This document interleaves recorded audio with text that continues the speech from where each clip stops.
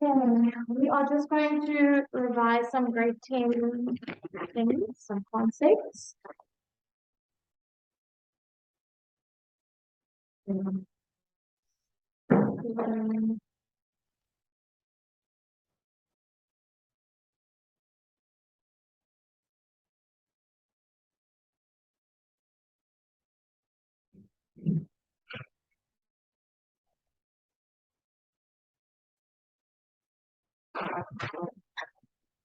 Not at all. Okay, guys, we remember hopefully that the trig ratios you can only use in a right angle triangle. So it's like Pythagoras, right? Pythagoras you can only use right angle triangle. It's the same with the trig ratios. I am just going to draw a right angle triangle. You can draw any, it doesn't have to look in a certain way, all right? You can decide. I'm going to call it A, B, C.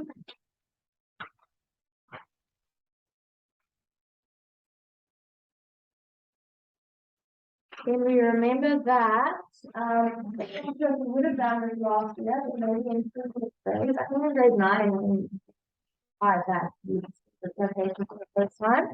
You are allowed to call a side opposite an angle the lowercase letter, right? So the side opposite angle A, you can call that side small a. I don't know if you guys have seen that before. Right? And then you can do the same for all the others. So the side opposite angle B we can call small b. And then the side opposite angle C we can call small b like that.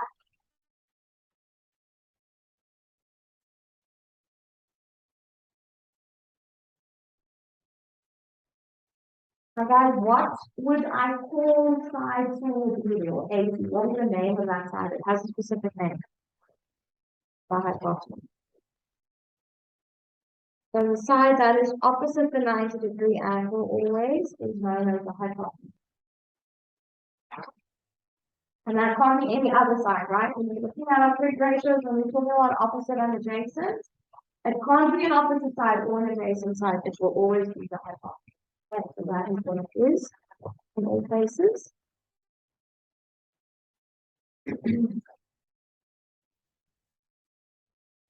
Do you guys remember SOHCAHTOA? Alright, so that is just a way of remembering what the trig ratios are.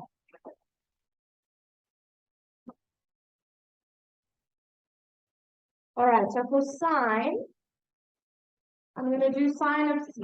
Alright, but you could also do sine of A, but we're going to find sine of angle C. Alright, that is important, right? The trig ratio can never be like on its own. You can't just do sine with no angle attached to it. Okay. For sine of cosecant, it's like a unit with its angle. It's telling you which angle to look at.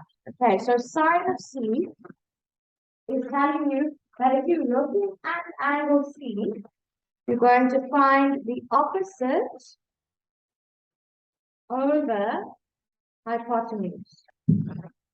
But of angle C, alright? Not A. We're not looking at any other angles in that triangle. Because the same side of C, you have to look at angle C.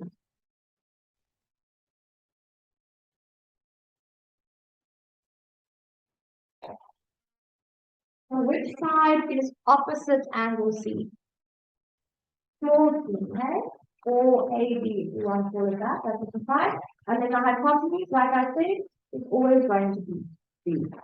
It's always going to be B. Alright, so it's going to be small c over small b, or if you prefer, you can say small c was also AB. And then the hypotenuse was AC. Alright, you can use either of those ways of writing it out. So that's where the so comes from, right? Sine is opposite over hypotenuse. We do cos and tan next to each other here at the bottom. Going to do cos of angle C.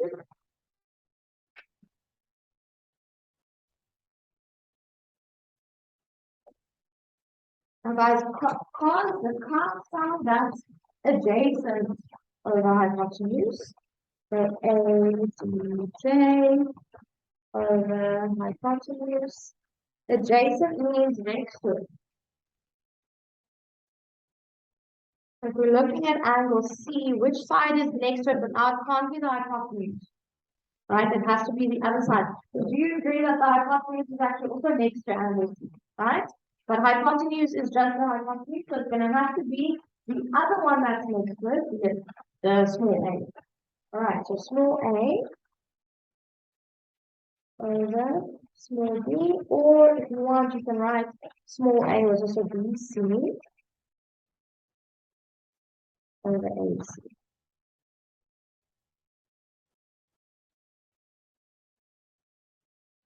Right, and then the last one, tan of angle C as well.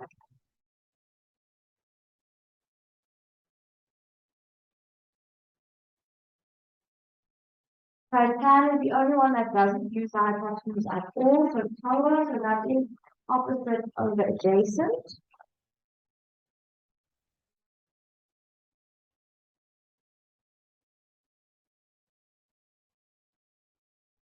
So again, you're going to look at angle C, but we're not going to use small b at all. The hypotenuse doesn't have anything to do with tan, so it's just going to be the opposite side over the adjacent side. So small c over small a.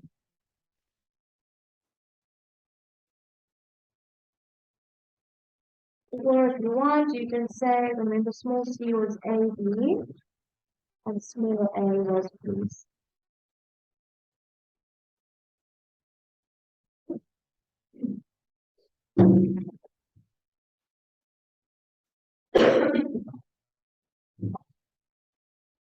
Okay, so those are basically the three triggers that you have to know. Now, guys, I have good news. Last year you did the reciprocals as well, right? Sec, cosec, and cot. You don't do those in the year. That's these three that we're going to work with. You're never going to have to touch those other three again. Okay. Now, in terms of the Cartesian plane, you have to work with quadrants and so on, and there were these types of questions. I don't know if you guys remember these where they give you like a point on the Cartesian plane and you must draw in a triangle and you must calculate various things. We will do that tomorrow only, everyone's here, but I just want to remind you guys of what is happening on the Cartesian plane. So we're going to draw a little rough Cartesian plane there.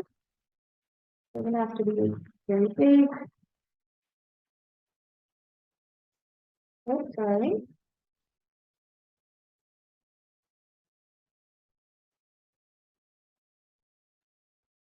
You have your y-axis, you have your x-axis.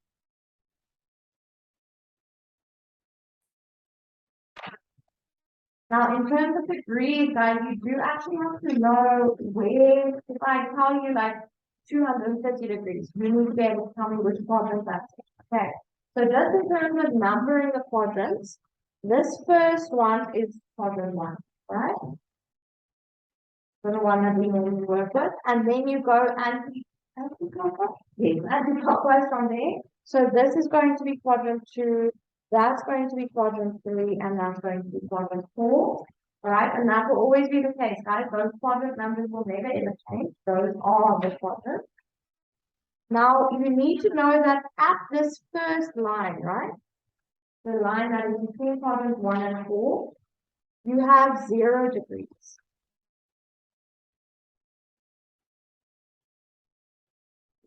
Then you keep going anti-clockwise. Now, guys, what is the angle here between this first line, the x-axis, and the y-axis? What angle do I have there?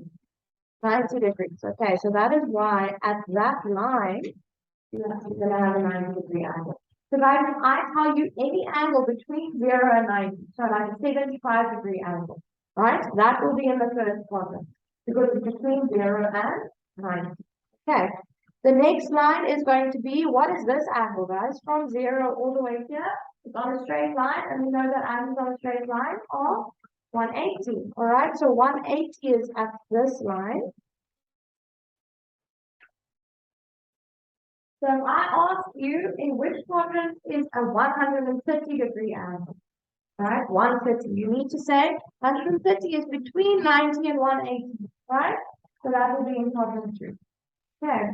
The next line is just another 90 degrees further, so that is going to be at 270 degrees.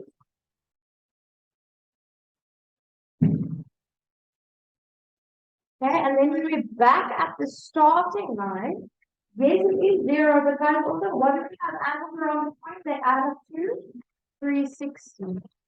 Okay, so at the same line, we will have 0 degrees, but also if we're going one revolution around, it's 360. Okay, you can actually keep going, right, all around the Cartesian plane. So if you now add another 90 degrees to 360, what's that? What's 360 plus 90? 450, hey? So when you get back there, you can actually also have 450 degrees. Right? You can't go further than 360. You just keep going in a circle all the time. All right? So if I ask you in which quadrant is an angle of 400 degrees, then you might think, wait, it's supposed to go to 0 or from 0 to 360. Right? So you're going from 0 to 360, that's one revolution, and to 400 degrees. How many degrees does it still go from 3 to 400 is another 40 degrees, hey? Which is between 0 and 90. So an angle of 400 degrees will be in quadrant 1. Okay, we are going to work with that again later on. But that means to keep going. What's 450 plus 90? 540, hey? So this could actually also be 540 degrees, etc. Okay, you could keep going. Another 90, another 90, another 90, all the way around. Okay, I'm not going to fill all of them in now because we'll be here all day. Guys, I don't want you to think that angle just stop at 360. Okay, you could get an angle that's past 360, then you must just keep adding 90. Now, another thing that is important about this Cartesian plane is the cast diagram. You guys went with that last year. Does that sound familiar? Okay, so I'm going to put it in here. Now, it's a bit tricky because the C for cast is in quadrant 4. I'm actually going to make that picture. All right, C, and then we have an A there, and we have an S here, and we have a T here. I'll explain now what that actually means.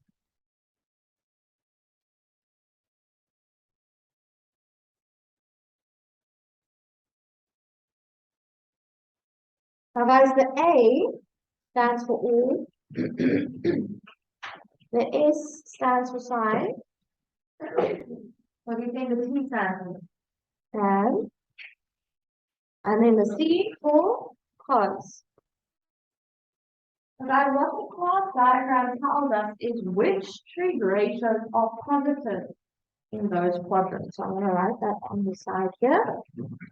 The cos diagram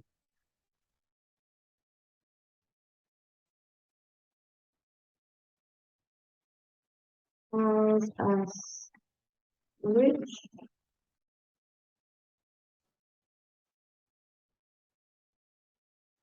trig ratios are positive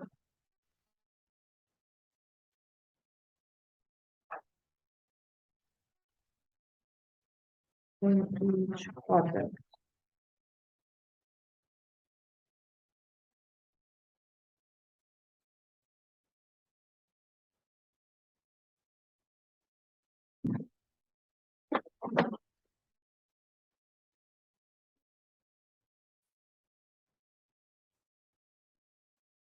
Now, what that means, guys, is that if you're taking an angle in the first quadrant, okay, so any angle between 0 and 90, and you do sine of that angle, or cos of that angle, or tan of that angle, those answers will be positive. All right, so they should give me any angle between 0 and 90, it can be any number. 70, wow, okay. So, if you do sine of 70, I'm going to work it out. You don't have to. I'll show you on the calculator. Sine 70 is a positive value, right? Doesn't matter what the value is. The cost ratio has to do with which ones are positive. All right. So sine of 70 is positive. I'm going to say here 0.94. And I'm just going to put a few ones above that 70, right? Because 70 is in the first quadrant. We can do the same thing for cos of 70. So you cos 70 is also positive, 0.34. And then tan of 70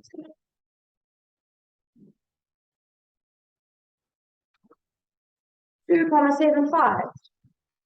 So a much bigger value, but still positive, right? All of them are positive in the first quadrant.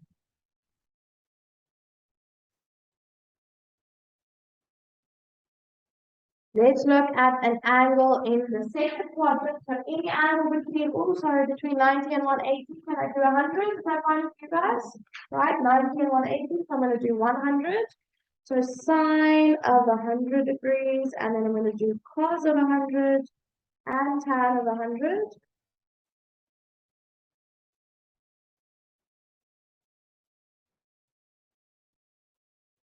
And just above this first 100, I'm just going to write Q2 for quadrant 2.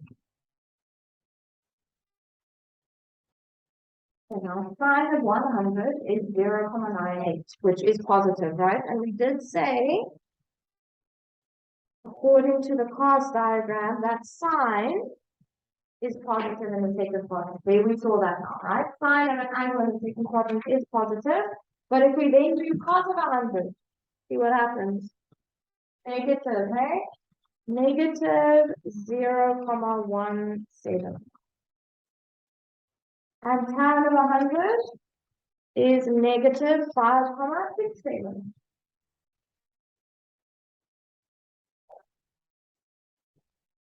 So only sine is positive in the second quadrant, right? The other two are negative. All right. We will carry on with this tomorrow.